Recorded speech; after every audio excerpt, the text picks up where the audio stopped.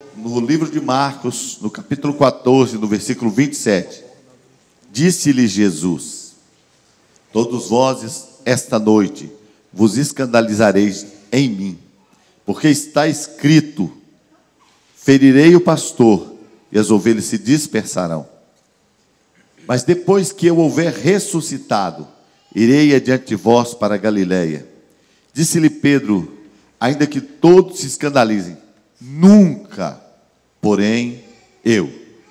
Disse-lhe Jesus: em verdade te digo que hoje, nesta noite, antes que o galo cante 2 vezes, 3 vezes me negarás.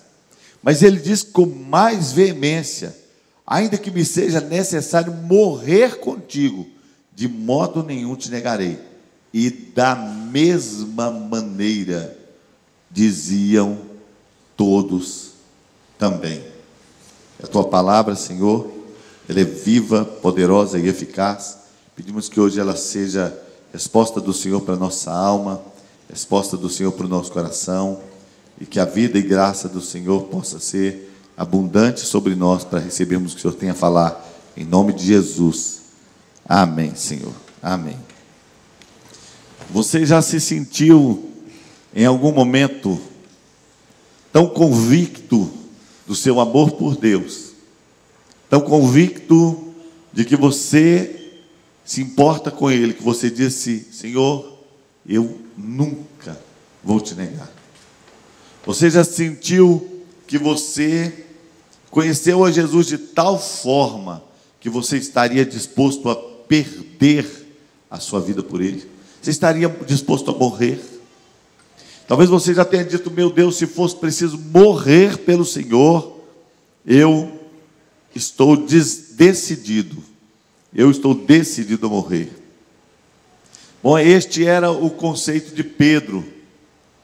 E sinceramente, esta era a convicção dele. Pedro talvez não estivesse falando isso por orgulho, mas por um amor tão profundo no seu coração, que ele diz: meu Deus, eu prefiro morrer do que te negar. E estava bem perto o momento, estava poucas horas o momento em que todas as suas palavras seriam postas à prova, em que tudo o que ele estava dizendo seria posto à prova. Mas não foi apenas Pedro que disse, todos os outros disseram o mesmo: Senhor, nós vamos morrer com o Senhor. E logo depois estavam chegando os guardas e prendendo Jesus, e os discípulos se dispersando, fugindo, se dispersando. E Pedro seguindo Jesus a uma certa distância até o lugar onde ele estava sendo julgado. Agora, existe uma proposta mais impressionante do que morrer por Jesus. Existe algo mais intenso e mais interessante do que morrer por Jesus.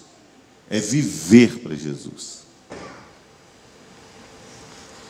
Enquanto Pedro estava focado em eu estou disposto a morrer pelo Senhor, Jesus estava interessado em vê-lo vivendo para Ele. Isto vai ficar tão claro quando você perceber que Jesus ele tem uma visão completamente distinta da nossa. Jesus está falando não da morte, porque morte para Jesus não é a coisa mais importante. Ele está falando da ressurreição. Eu vou ressuscitar. Eu vou para Galiléia antes de vocês. Porque Jesus conversa do céu. No céu não tem morte. No céu não tem crise. No céu não tem problemas. Por isso Jesus sempre fala sobre o primo da fé. Ele fala no alinhamento da vida. Ele fala no alinhamento da ressurreição. Ele fala no alinhamento da vitória. Então, ele está falando com Pedro, dizendo: eu vou ressuscitar, eu vou para Galiléia. E Pedro está dizendo: eu não vou de maneira nenhuma permitir, eu vou morrer com o Senhor. E logo depois ele enfrenta os soldados que vão prender Jesus, arranca a espada, arranca a orelha de Malco, mas ele se rende quando está ali naquela fogueira, perto dos servos, quando o contexto não lhe parece um contexto de bravatas. E ele talvez já se esqueceu de todo o heroísmo daqueles que seguiram o rei Davi. Ele agora já tirou de diante dos seus olhos toda a história dos valentes de Davi. E ele está escondido, esperando sobreviver para talvez em um momento mais adequado investir para tentar salvar Jesus. Então ele começa a negar a Jesus. E eles começam a perguntar: você é um deles? Ele diz: não, nem conheço. Não, você, o seu jeito de falar te condena. Você é um deles. Não, nunca vi mais gordo. E disseram para ele: olha, você é um deles. E ele então começa a, diz a Bíblia, esconjurar, falar: eu quero ver minha mãe morta atrás da porta, quero que um raio caia na minha cabeça, nunca vi esse homem, não conheço. E a Bíblia diz que então Jesus, como se passasse a um lugar e visse a Pedro, e ele se olha nos olhos de Jesus. E o galo cantou, e ele se entristece profundamente. Sabe, queridos, e a palavra do Senhor mostra que todo este texto, todo este tempo, foi como que apagado da história. Ninguém menciona este fato, ninguém menciona este momento de Pedro. A Bíblia não fala mais nisso. Então João escreve um livro, e no capítulo 20 ele dá o encerramento, ele diz: Deus abençoe as igrejas. Então ele escreve o capítulo 21, como um apêndice. O último capítulo de João é escrito como se o livro já estivesse fechado. E é um capítulo que fala do que aconteceu depois que Pedro negou Jesus. E no capítulo 21 de João ele diz assim: depois disso se manifestou Jesus outra vez aos seus discípulos, junto ao mar de Tiberíades. Manifestou-se assim. Ele começa a contar a história. Estavam juntos Simão Pedro e Tomé, chamado Dídimo, e Natanael, que era de Caná da Galileia, os filhos de Zebedeu, e os outros dois dos seus discípulos. Disse-lhe Simão Pedro: vou pescar. Dizem-lhe eles: também nós vamos contigo. Foram, subiram logo para o barco, e naquela noite nada apanharam. Aliás, eu nunca vi Pedro pescar nada que não fosse de acordo com a voz de Deus. Nunca pescou. É o pescador mais mal sucedido da Bíblia, é Pedro. Só pescou quando Jesus mandou. E sendo já amanhã, Jesus se apresentou na praia, mas os discípulos não conheceram que era Jesus. Disse-lhes, pois, Jesus: filhos, tende alguma coisa de comer? Responderam-lhe: não. E ele lhes disse: lançai a rede para o lado direito do barco, e achareis. Lançaram-na, pois, e já não a podiam tirar pela multidão dos peixes. Então aquele discípulo a quem Jesus amava disse a Pedro: é o Senhor. E quando Simão Pedro ouviu que era o Senhor, cingiu-se com a sua túnica e lançou-se ao mar. E os outros discípulos foram com o barco, porque não estavam muito distante da terra, senão quase 200 côvados, levando a rede cheia de peixe. Logo que desceram para a terra, viram ali as brasas e um peixe posto em cima e pão.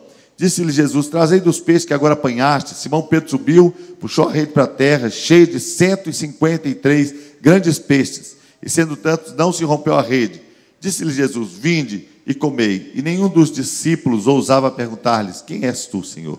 Sabendo que era o Senhor. Chegou, pois, Jesus, tomou o pão, deu-lhes semelhantemente o peixe. E já era a terceira vez que Jesus se manifestava aos seus discípulos, depois de ter ressuscitado dentre os mortos. E depois de terem jantado, disse Jesus a Simão Pedro: Simão, filho de Jonas, ama-me mais do que esse? Ele respondeu: sim, Senhor, tu sabes que te amo. Disse-lhe: apacenta os meus cordeiros. Tornou a dizer-lhe segunda vez: Simão, filho de Jonas, amas-me? Disse-lhe: sim, Senhor, tu sabes que te amo. Disse-lhe: apacenta as minhas ovelhas. Disse-lhe a terceira vez: Simão, filho de Jonas, amas-me? Simão entristeceu-se por ter dito a terceira vez: amas-me? E disse-lhe: Senhor, tu sabes tudo, tu sabes que eu te amo.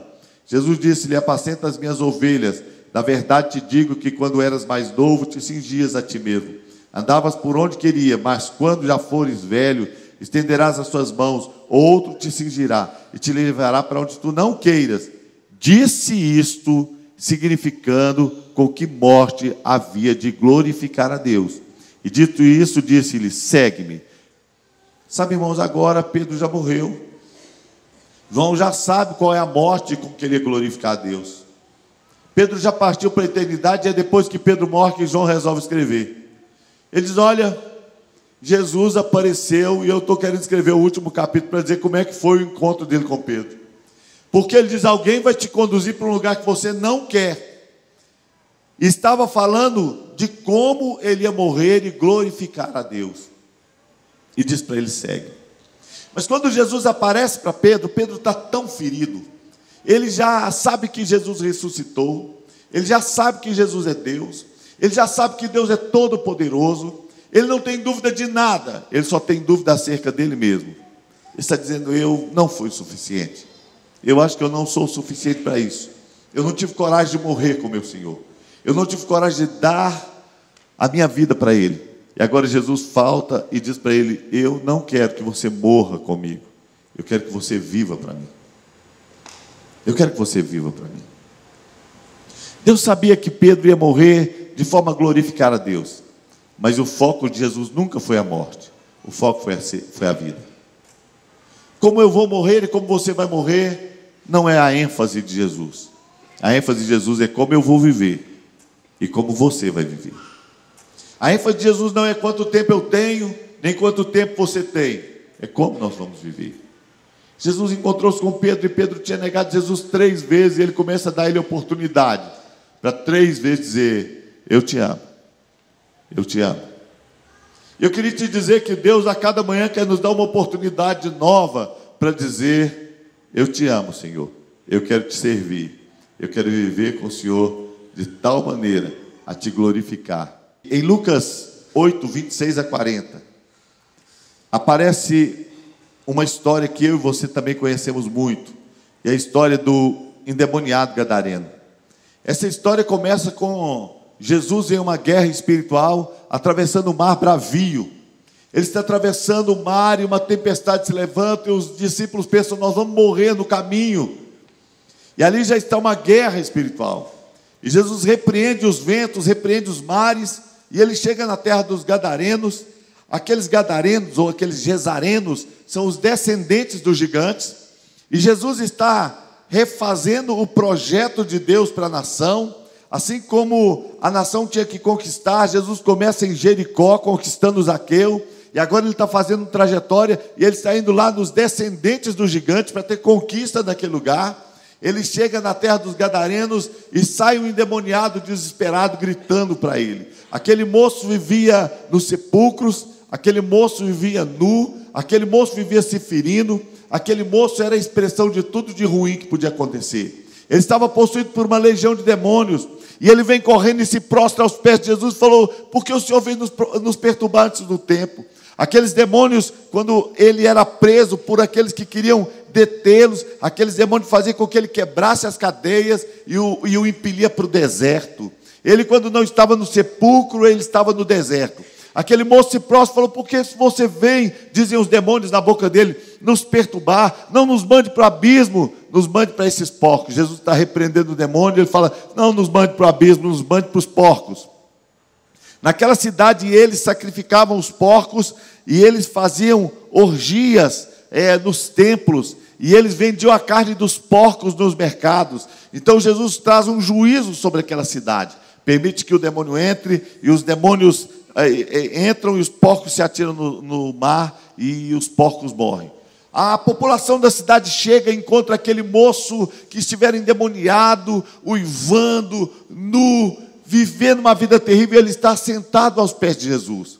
Eles estão tão atemorizados, e eles dizem: sai dos nossos termos, deixa a nossa cidade. E Jesus Cristo sai e vai embora. E aquele moço que está ali assentado aos pés de Jesus diz para ele: deixa eu ir com você, deixa eu ir com você. Então Jesus diz para ele assim: não, eu tenho um propósito para a sua vida, volta para os teus e diz o quanto Deus te fez. Sabe, irmãos, quando Pedro encontrou com Jesus, Pedro foi abraçado pela graça. Não dá para pregar o evangelho sem conhecer a graça de Deus. Não dá para pregar o evangelho sem conhecer um Deus que é todo amor. Não dá para pregar o evangelho sem saber que Ele nos ama não pelas nossas qualidades, pelo que nós somos, mas Ele nos ama apesar de nós. Não dá para pregar um evangelho verdadeiro sem conhecer um Deus que sabe quem você é e continua te amando. Quando nós estamos vivendo um evangelho baseado em nós temos todos os motivos para parar, temos todos os motivos para desistir, mas Pedro foi abraçado pela graça. Quando eu entro na presença do Senhor e eu estou adorando, eu falo com Deus: Deus, o Senhor sabe quem eu sou, o Senhor sabe quanto eu quero te servir, o Senhor sabe quanto eu quero acertar, mas o Senhor sabe quanta falha eu tenho. Quantas vezes, Senhor, eu nego o meu amor ao Senhor. Sabe, irmãos, e agora esse moço está querendo seguir a Jesus. E Jesus começa a mostrar para ele que seguir a Jesus é mais do que morrer por ele. É mais do que estar em contato com a sua pessoa física. Seguir a Jesus é seguir o coração de Deus. É seguir um propósito de Deus para o nosso coração, para a nossa vida. Seguir a Jesus é seguir a direção que Ele dá. Ele diz: as minhas ovelhas ouvem a minha voz e me seguem. Quem segue a Jesus, segue em obediência. E Ele diz: olha, eu tenho uma missão para você. Volta para os seus. A primeira coisa de alguém que encontrou-se com Jesus, de alguém que conhece o Evangelho, é que o plano de Deus a nosso respeito é que andar com Jesus é voltar para os seus. É voltar para quem nos ama e para quem nós amamos. O diabo foi o senhor daquela vida, o diabo foi o dominador daquele homem durante muitos anos.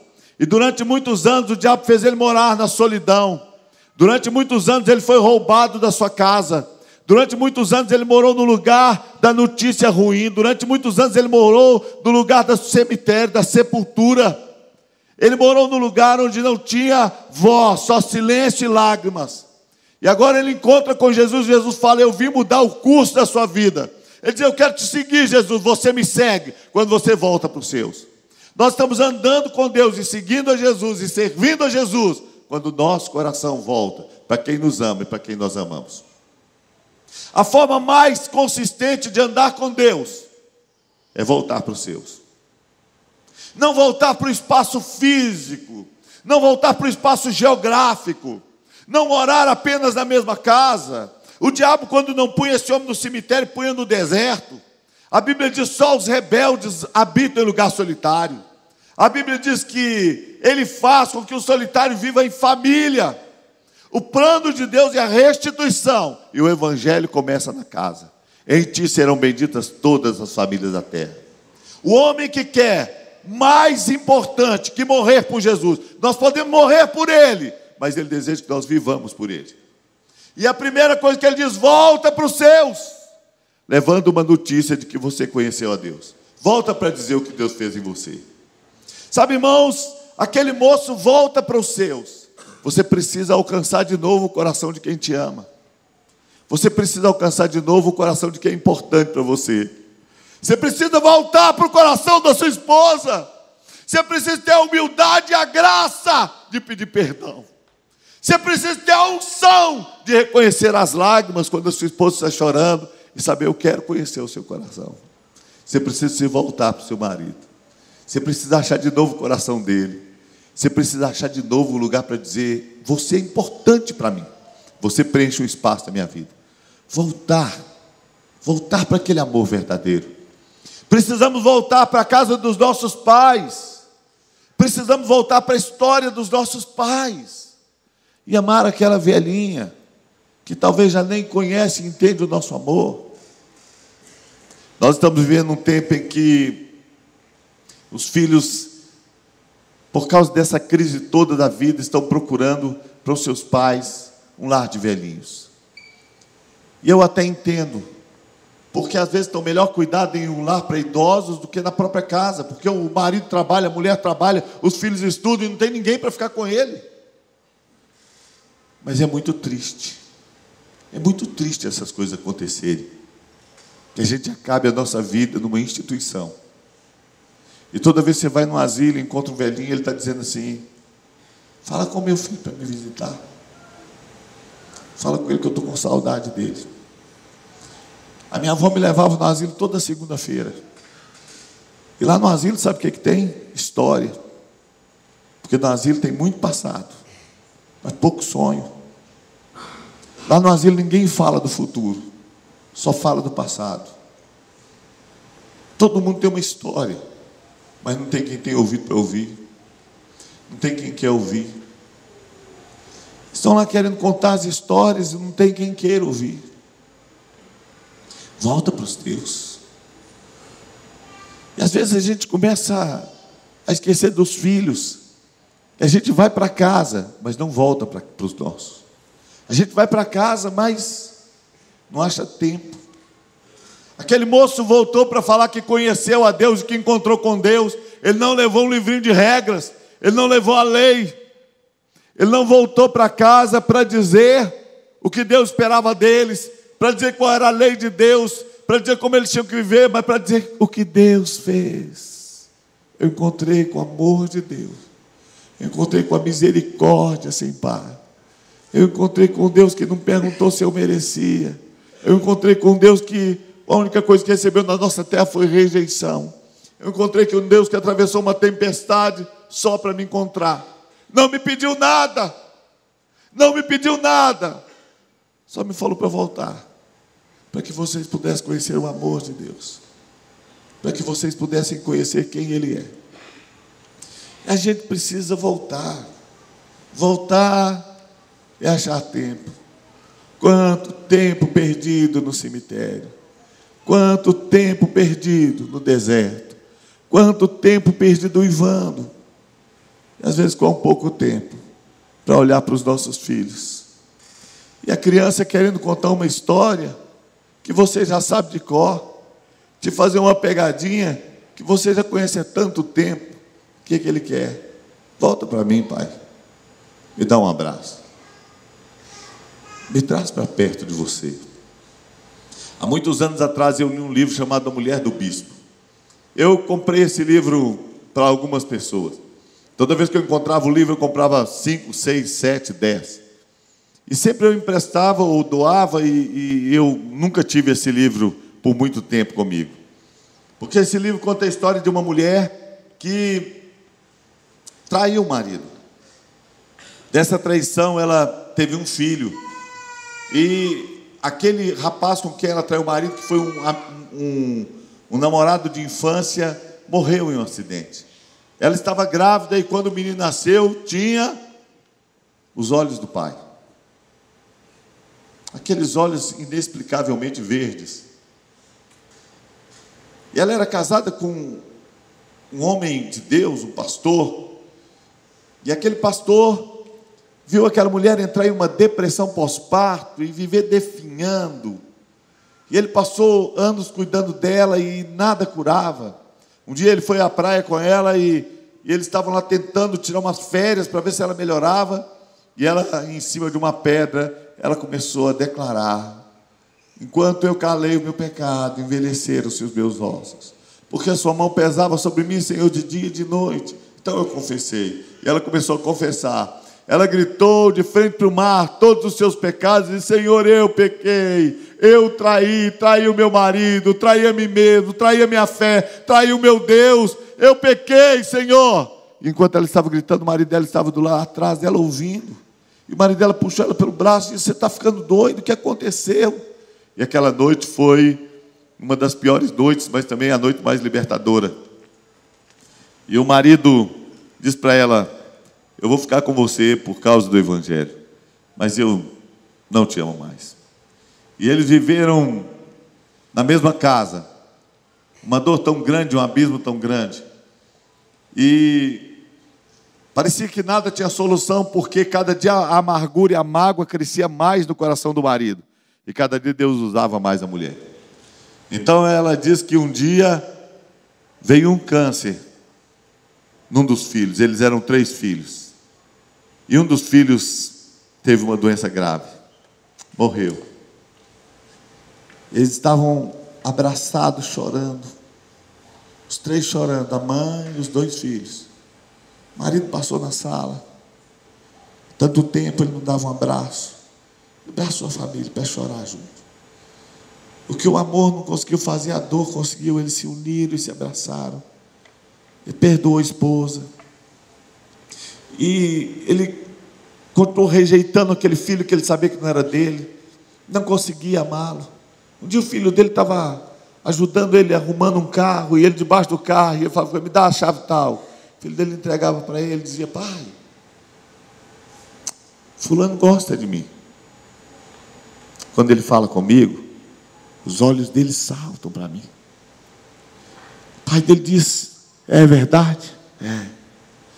Ele diz: pai, seus olhos não saltam para mim. Eu não sinto os seus olhos. A sua alma não vem no seu olhar. O pai saiu debaixo do carro, Falou com ele: deixa eu te dar um pouco da minha alma. Abraçou aquele menino para amar um filho que ele não gerou, mas um filho que ele escolheu amar. Volta para os seus. Volta para os seus. O Evangelho não é uma cartilha sobre amor. O Evangelho é o amor em ação, porque o amor é uma pessoa. Aquele moço, diz a Bíblia, que Jesus falou com ele assim: ó, não espalha não, só volta para os seus. Ele pregou em toda Decápole. A cidade que ele morava era uma das 10 cidades, chamada Decápole, 10 cidades. Toda Decápole ouviu falar do amor de Deus. Toda Decápole. Todos ouviram falar: eu encontrei um Deus que é todo amor. Eu encontrei um Deus que é todo verdade. Eu encontrei um Deus que me fez feliz, que me tirou do nada, e Ele fez a minha vida melhor do que ela poderia ser. Ele é amor, Ele é perdão, Ele é verdade, Ele é vida. Sabe, queridos, eu fico orando a Deus e falando com Deus: Deus, nos dá amor, porque o Senhor ama aqueles que a gente não consegue amar porque nós nem os conhecemos, mas o Senhor ama. Um dia Deus falou com Paulo assim: eu tenho muito povo nessa cidade, não se cale, não se assuste, eu tenho muito povo nessa cidade. Sabe, e a melhor maneira de amar é engravidar. Quando uma mulher engravida, ela nem sabe o que vem ainda, mas ela já ama, ela está esperando. O pai, nem sempre, às vezes ele começa a amar depois que o menino nasce. Nasceu, ele vai acostumando com o bicho. Vem cá, zoiudo.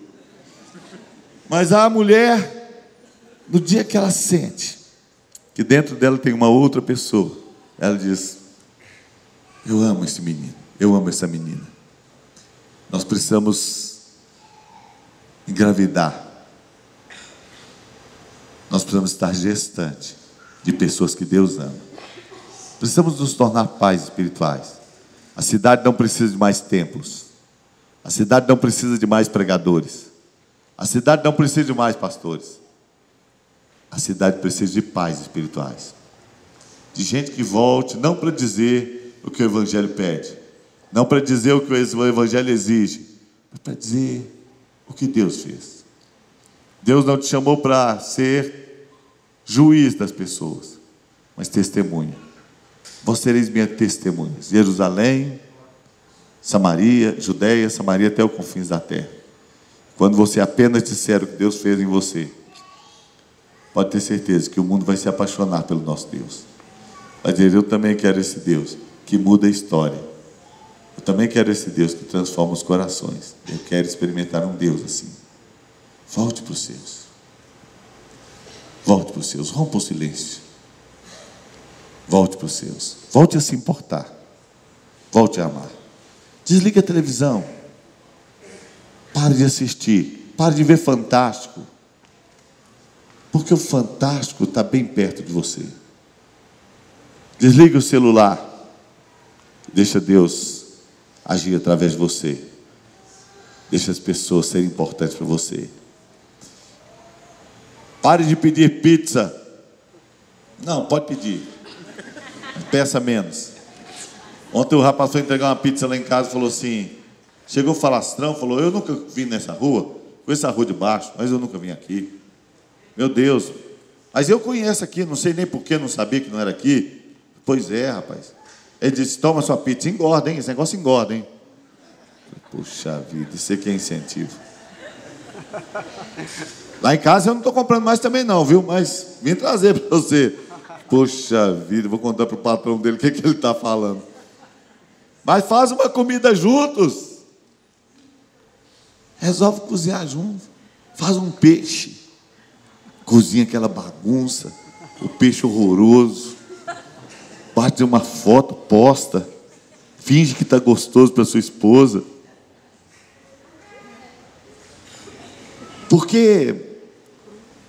pode lembrar.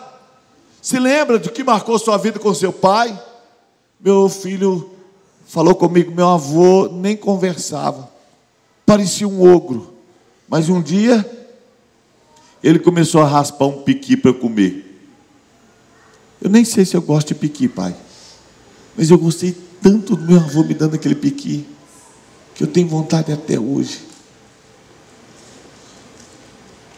Eu lembro do meu pai, 6 meninos, não tem nada que dá para fazer para 6 meninos, tudo é caro. E o meu pai fazia às vezes uma fogueira no terreiro, e escondia na brasa umas batatas doces. Eu não gosto de batata doce. Não, gostar muito eu não gosto não. Mas era tão gostoso ficar ali com meu pai. E o meu pai, de vez em quando, comprava um saco de laranja e descascava a laranja para nós. Até hoje, eu dificilmente descasco uma laranja que eu não parto com alguém. Eu sempre dei a tampa da laranja, né, que não é tampa, é meia laranja, para os meus filhos. Hoje eu dou para os meus netos, para minha esposa. Eu não gosto de descascar uma laranja só para mim, porque eu gostei do meu pai, daquelas coisas que ele fazia para mim. A gente tinha pouca coisa junto assim, mas eu não me esqueço. Eu não me esqueço que o meu pai fazia o milho assado. Colocava numa varetinha e ficava ali todo mundo assando. Por que não fazia cozido? Joga tudo na panela de pressão.